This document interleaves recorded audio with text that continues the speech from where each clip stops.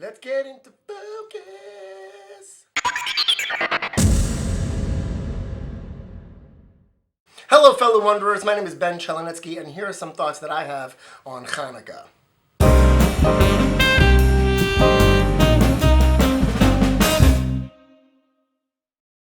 Hanukkah celebrates the religious freedom of the Jewish people after an incredibly intense cultural and physical war with the Assyrian Greeks. And what's interesting about this holiday that celebrates our religious freedom and our fight against assimilation is that a lot of the traditions that we have come from non-Jewish sources. For example, what's the number one food that you associate with Hanukkah? Right? It's either latkes or jelly donuts, right? But did you know that both of them were adopted much later as part of our tradition? They originated in the Eastern European countries of German Austria, Russia, and Poland as a peasant food. Potatoes were cheap, plentiful, and easy to store, making them a staple and necessitating inventive potato recipes. Still, it was the European Jews who gave potato pancakes their now famous Yiddish name, latkes, and repurposed them as a holiday food for Hanukkah. The first known recipe for a jelly donut, according to historian Gil Marx, can be found in the 1532 German cookbook. I can't say that, here's the name.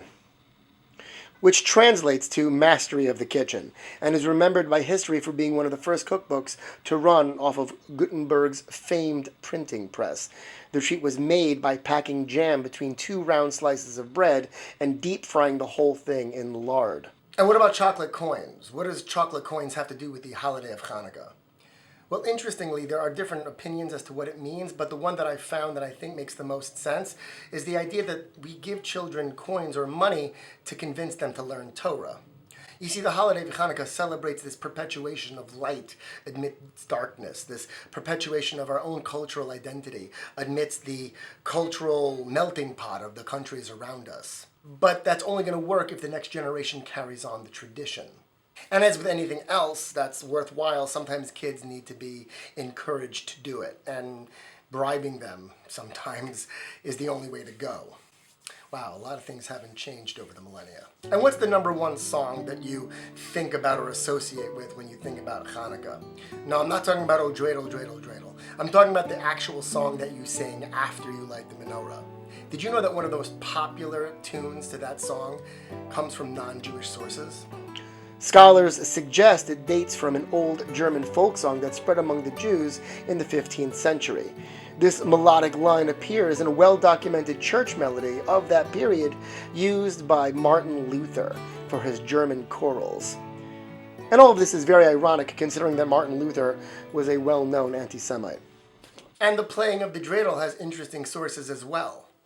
Our Eastern European game of Dreidel, including the letters Nun, Gimel, Hey, and Shin, is directly based on the German equivalent of the totem game. In German, the spinning top was called a Torel, or Trundle, and in Yiddish, it was called a Dreidel. And what about gift giving, right?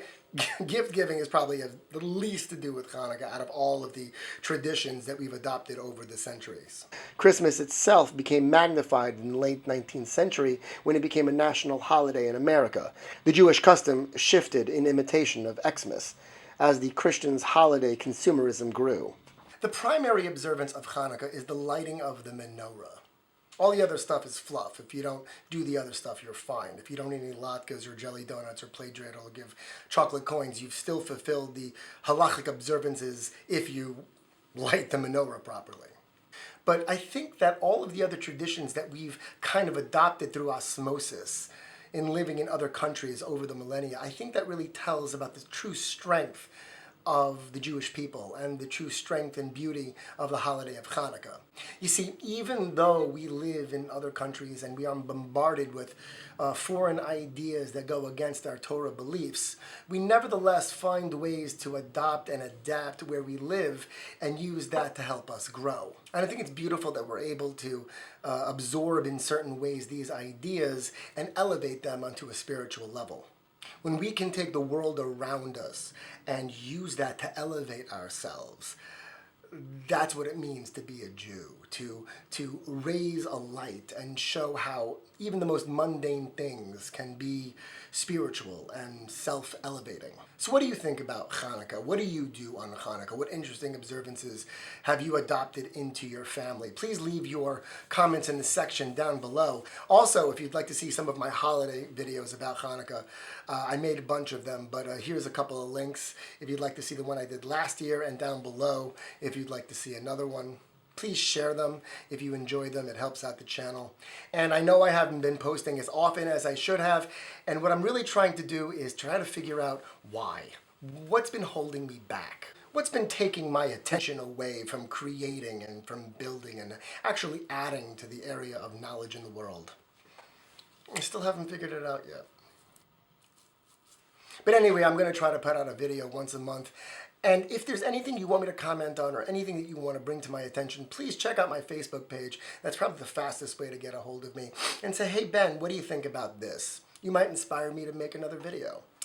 Your support is unbelievable. And the 60 to 100 of you that watch my videos regularly, honestly, you're the thing that keeps me going, and I'm sorry I haven't been putting out enough. So thank you so much for watching. Please share, and I will see you next time. Be'ezras Hashem, and have a happy Chanukah.